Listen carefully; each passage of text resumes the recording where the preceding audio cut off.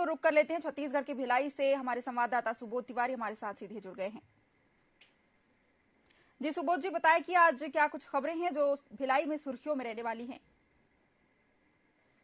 जी बड़ी बात है। एक बड़ा मामला अंडा थाना क्षेत्र में, दुर्ग जिले के अंडा थाना क्षेत्र में देखने को मिला, जहां एक कुएं में एक अधेड़ की लाश तैरते से मिली। अधेड़ प्लस वृद्ध भी कहा जाए तो व्यक्ति नहीं होती। और बताया जा रहा है कि वह लाश सुशील दास नामक व्यक्ति की थी और वह एक फार्म हाउस में चौकीदार का काम करता था। जब वह चौकीदारी की ड्यूटी से पर नहीं मिला तो फार्म हाउस के अन्य कर्मचारियों ने पतासाजी की, पुलिस को सूचना दी तो पाया कि फार्म हाउस के पास एक कुएं में उसकी लाश तैर रही है। एक बड़ी बात है कि यह वही सुशील दास है जिसके पिता के बेटे को, असीम दास को, भिलाई के हाउसिंग बोर्ड की कॉलोनी ब्लॉक नंबर 15 से, हाउस नंबर 15 से गिरफ्तार किया गया और वहां पर ईडी ने छापेमारी कार्रवाई कर 5 करोड़ से भी अधिक की रकम उसके घर से बरामद की थी। इस रकम को बताया जा रहा है कि महादेव बैटिंग ऐप से यह जुड़ा हुआ मामला हो सकता है और उसी पर महादेव बैटिंग ऐप को लेकर ईडी लगातार दुर्ग जिले और छत्तीसगढ़ में कार्रवाई कर रही है, जिसमें मनी लॉन्ड्रिंग के दर्ज है। एक बड़ी बात है कि असीम दास के साथ एक और व्यक्ति का नाम लिया जा रहा था, जो कि एक होटल व्यवसायी भी है,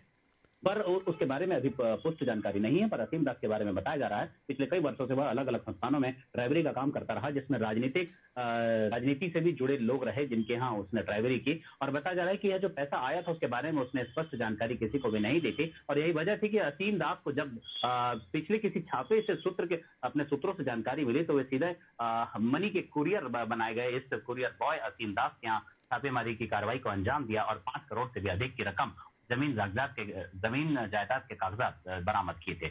यह वही सुशील दास है जिसकी मृत्यु हुई है,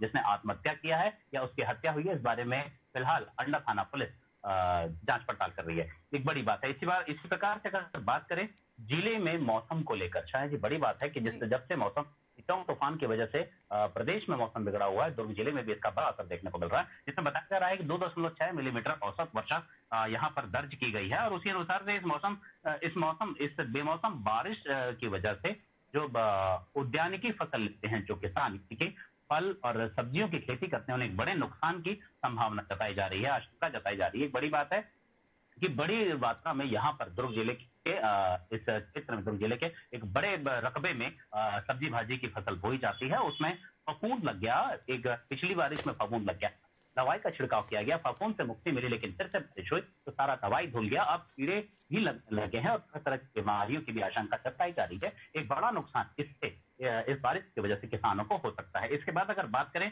जिले के सरकारी स्कूल के मध्याह्न भोजन को लेकर, छाया जी, जहां चुनावी तैयारी को लेकर पूरा प्रशासन, पूरा प्रदेश का अमला व्यस्त था, इसी वजह से 2 माह से इन मध्याह्न भोजन के कर्मचारियों को 2 माह से मानदेय नहीं मिला। बड़ी बात है। जहां लोगों के घरों में दीपावली त्योहार पर मिठाइयां बांटी जा रही थी, पटाखे फोड़े जा रहे थे, वही इनके घर के आंगन सुने थे। एक बड़ा मामला प्रशासनिक लापरवाही का सामने आया है, जिसे लेकर बताया जा रहा है कि अगर यही हाल रहा तो आने वाले जो लागत भी उनकी नहीं निकली है, जो मध्याह्न भोजन की लागत नहीं निकली है, तो ऐसे में आने वाले महीने में बच्चों को जो कि मध्याह्न भोजन पर निर्भर रहते हैं, उन्हें भी इस लापरवाही और इसके दुष्परिणाम से दो चार होना पड़ेगा। एक बड़ी बात है। बताया जा रहा है कि प्रधानमंत्री पोषण शक्ति निर्माण योजना के तहत करीब जिले के 1014 सरकारी स्कूलों के करीब 11 लाख से भी ज्यादा बच्चों को मध्याह्न भोजन दिया जाता है।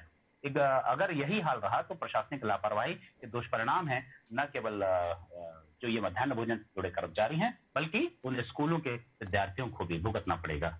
इसी तरह एक अगर ट्रैफिक पुलिस की बात करें, दुर्ग जिले के यातायात पुलिस विभाग की बात करें, तो एक नई तरह की डिवाइस इन्होंने लगाई है दुर्ग जिले के सड़कों के चौक चौराहों में, जिसे लेकर ट्रैफिक को तोड़कर जो युवक बाइकिंग तेज रफ्तार बाइकिंग करते हुए भाग जाते थे, अब उस हाईली जो बोलते हैं कि स्टैंडर्ड कैमरे हैं, उनसे उनकी तस्वीर खींची जाएगी और सीधे उनके व्हाट्सएप पे या घर के पते पर चालानी कार्रवाई की रसीद भेज दी जाएगी। इससे न केवल यातायात व्यवस्था में सुधार की संभावना है, बल्कि जो दंडात्मक शुल्क की वसूली है वह भी बढ़ सकती है।